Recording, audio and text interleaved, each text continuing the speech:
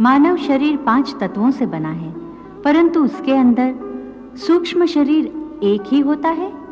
नहीं देवी, उस स्थूल शरीर के अंदर भिन्न-भिन्न स्तर पर 5 शरीर होते हैं। पहला अन्नमय कोश, जो बाहर का स्थूल शरीर है। दूसरा प्राणमय कोश, यहां से सूक्ष्म शरीर आरंभ होता है, यह प्राण शक्ति का केंद्र होता है। तीसरा मनोमय कोश, यह मन के विचारों से बना होता है। मनोमय कोश के बाद जो चौथा शरीर है उसे विज्ञानमय कोश कहते हैं। इसमें प्राणी का सारा ज्ञान समाहित होता है। पांचवां आनंदमयी कोश है, इसी में आत्मा का निवास है। परंतु इन शरीरों में से कौन सा कोश अथवा कौन सा शरीर जीव आत्मा के साथ जाता है? देवी, मृत्यु के पश्चात जीवात्मा मनोमय कोश को धारण करके आगे जाता है।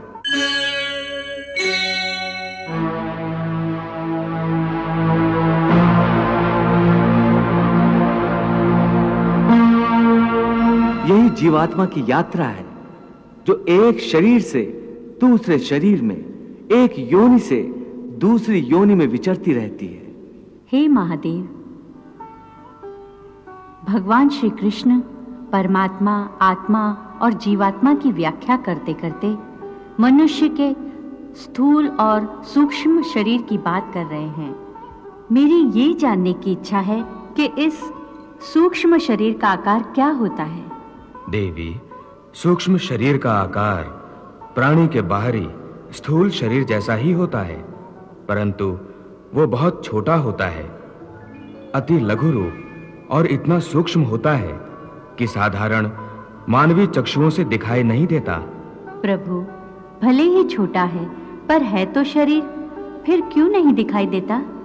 क्योंकि उस शरीर में पृथ्वी और जल जैसे स्थूल तत्व नहीं होते, इसलिए स्थूल चक्षुओं को वो दिखाई नहीं देता।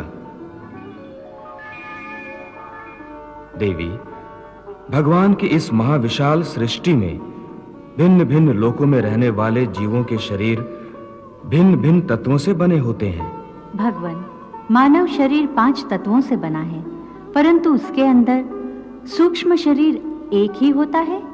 नहीं देवी, उस स्थूल शरीर के अंदर भिन्न-भिन्न स्तर पर 5 शरीर होते हैं। पहला अन्नमय कोश, जो बाहर का स्थूल शरीर है, जिसे देखा जा सकता है। दूसरा प्राणमय कोश, यहां से सूक्ष्म शरीर आरंभ होता है, जिसे देखा नहीं जा सकता, यह प्राण शक्ति का केंद्र होता है। तीसरा मनोमय कोश, यह शरीर प्राणमय कोश से भी अधिक सूक्ष्म होता है, यह मन के विचारों से बना होता है, यह सूक्ष्म होता है, अर्थात साधारण नेत्रों की दृष्टि द्वारा इसे देखा नहीं जा सकता, परंतु जो ज्ञानी सिद्धियां प्राप्त करते हैं वो इसे देख सकते हैं। मनोमय कोश के बाद जो चौथा शरीर है उसे विज्ञानमय कोश कहते हैं। इसमें प्राणी का सारा ज्ञान समाहित होता है। पांचवां आनंदमयी कोश है, यह शरीर अति सूक्ष्म है, इसी में आत्मा का निवास है।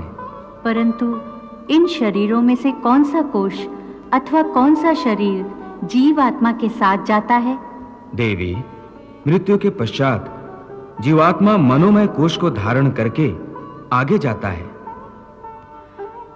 इस सूक्ष्म शरीर में उसके साथ पुराने जन्म के संस्कार, उसकी भली बुरी वृत्तियां, उसके पापों और पुण्य के हिसाब इस प्रकार उसके साथ जाते हैं जैसे वायु अपने साथ फूलों की सुगंध ले जाती है।